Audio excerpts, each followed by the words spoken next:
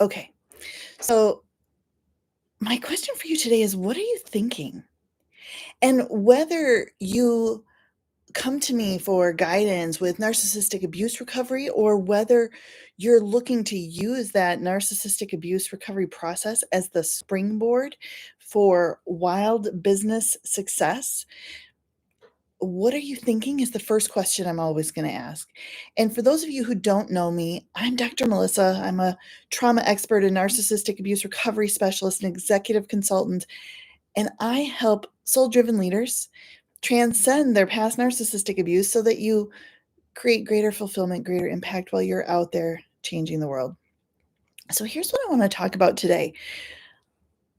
Now, you know that most of my videos are strictly about narcissistic abuse and narcissistic abuse recovery, which makes perfect sense. But we use in our work with clients 3 pillars for rapid narcissistic abuse recovery. Narcissistic abuse recovery processes is one of those pillars, trauma extraction is another, and the third is personal development and energetics.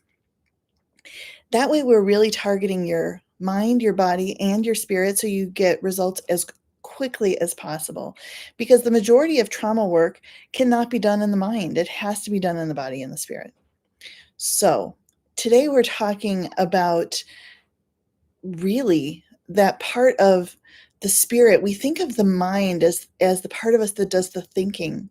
But I want to explore instead really the way your current reality is being created, the way your future reality is being created. And that has a much more energetic personal development kind of lens. So we start with the idea of being, our state. Are we happy? Are we confident? Are we certain of a particular outcome?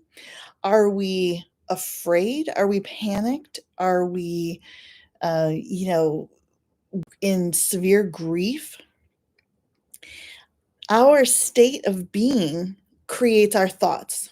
It's going to generate the kind of things that we think about, right? And our thoughts shape what we do, what we say, and what we do. And those shape our results. So when we are looking at our lives and we're thinking, whether it's, oh my gosh, my life totally sucks, and this is just not the way I wanted it to be, which is exactly the way I felt back 12 years ago or so when I really started my narcissistic abuse recovery journey, when my life fell apart, my world fell apart, was like, this is not the way this was supposed to be. This is not what I want. That state of being created more thoughts to that effect. Why is this happening to me? How did this happen? How could I be so stupid as to allow this to happen? What in the world is going on here? How do I fix this? Those thoughts then created, actions. And that unfortunately kept me stuck much longer in that very unpleasant reality than I would have been had I been able to shift my state of being and my thoughts earlier. And that's why I'm sharing this with you today. When I create paid programs, when I create free content, I'm always trying to give you what I wish I had had. And if I had understood this about the state of being and thoughts so many years ago, more than a decade ago, it would have saved me so much time. It would have saved me so much heartache.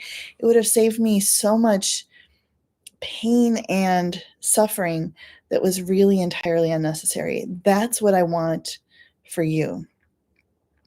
So I want you to, check in with yourself for a minute. See what you're feeling right now. What is your state of being? Are you like lit up and on fire and ready to go change the world?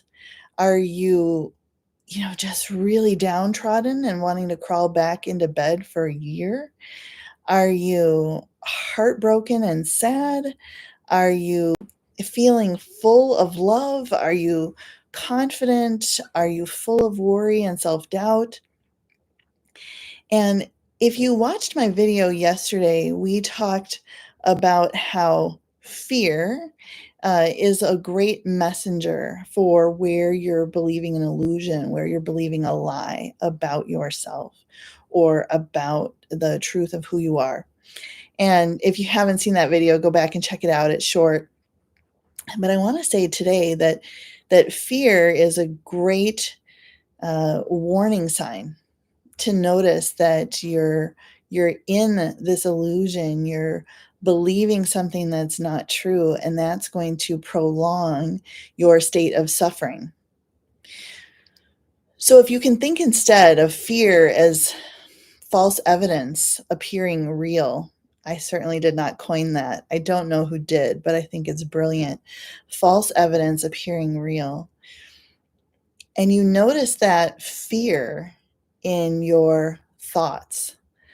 Things like, oh my gosh, I don't want to lose my kids, or I don't want my relationship with so and so to be ruined forever, or I don't want to end up penniless, or I don't want to lose my business, or whatever. Those are all really fear-based thoughts. Those are going to clue you in that your state of being is one of fear. And unfortunately, that state of being is going to only create more things to be afraid of. This is one of the reasons why in the narcissistic abuse recovery work specifically, the first thing that I target with people after they've left the relationship and they've learned how to emotionally regulate is working on rumination. Because those thoughts, those things like, what the hell just happened? How could I be so stupid? Why did I ignore those red flags? How did I not see what was going on? Have I ruined my kids' lives forever? Like, will I ever be able to, regain control of my business? Whatever is going on, those thoughts are driving you further away from your target. I sometimes describe it as, it felt like for me, like I was trying to climb a mountain every day, say Pikes Peak. That's the highest mountain I've ever been to the top of. It's more than 14,000 feet, and you start at the bottom. And every time you have one of those thoughts, it's like adding a pebble or a stone to your backpack. And the more energy you allow that thought to have, the bigger the stone or the rock that goes into your backpack. And here you are trying to get up this mountain, trying to, move yourself forward. And those thoughts are just adding more pebbles, more stones, more large rocks to the extent where your backpack pulls you over backwards. You fall backwards down the mountain, you're pinned flat on your back, and you can't even get up again. You can't keep moving forward. So really reining in those thoughts. And we have a process. If this is something you want help with, we have a process, we have a program to help you stop ruminating. But whether you do that with us or whether you focus on it on your own, you want to make sure that you are thinking about the things that you want, not the things that you don't want. You want to make sure that your thoughts are creating the essence or the state of being that you want. Things like love and joy and peace and well-being and confidence and success and wonderful things, not thoughts that are creating more fear, more worry, more sadness or grief or sense of betrayal, more anger. Because those things will move you further into the illusion, further into the lie, which only prolongs your suffering. And as a narcissistic abuse survivor or emotional abuse survivor, I know that you have suffered enough.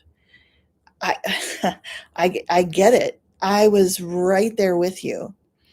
And I get how hard it can feel to change your thought process, to change your state of being. And I want you to know that not only is it possible, but it's really important, and it's going to transform your present and your future more quickly than anything else that you could be doing.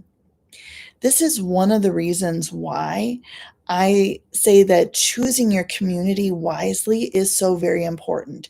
If you engage in our space on Quora or in my posts on Substack or Medium or here on this YouTube channel or in our Facebook group or on Instagram or anywhere else we're focused on moving you forward, doing the healing to move you forward, not staying stuck in the trauma, the drama, the chaos of the past.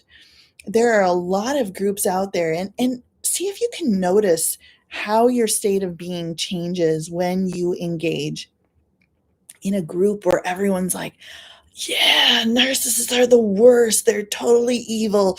They blah, blah, blah, blah. It's like anger and hostility and rage, and there's so much pain and vitriol.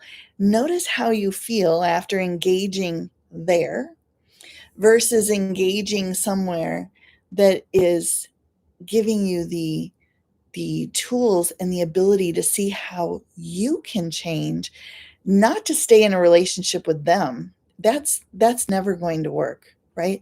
But how you can change so that you can reclaim your present, reclaim your future, and move forward in a way that isn't just about surviving. It isn't even just about thriving.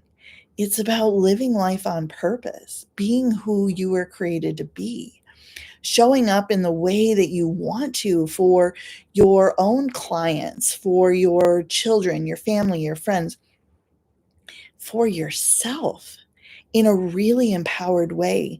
You will notice a difference in your state of being depending on which kind of community you hang out in. And this is one of the reasons why it has been so absolutely important to us to make sure that, yes, we acknowledge your pain and your anger and your hurt. I have felt it all, I assure you. As a mother of 5, as a doctor who is trying to sort through all of this chaos, back in 2013, 2014, 2015 even, trying to navigate the legal system, all of it. I get it. And staying in that state of being, focusing on those thoughts will only prolong it. I want better for you. I want more for you than you right now can even want for yourself. And I will tell you that reining in your thoughts to focus on what you want is what's going to help get you there. I am absolutely delighted to be part of your journey. I invite you to follow us or join us in any of those other communities. Continue to watch our videos here on YouTube, and let's continue to move forward together because life is really amazing when you get to the other side.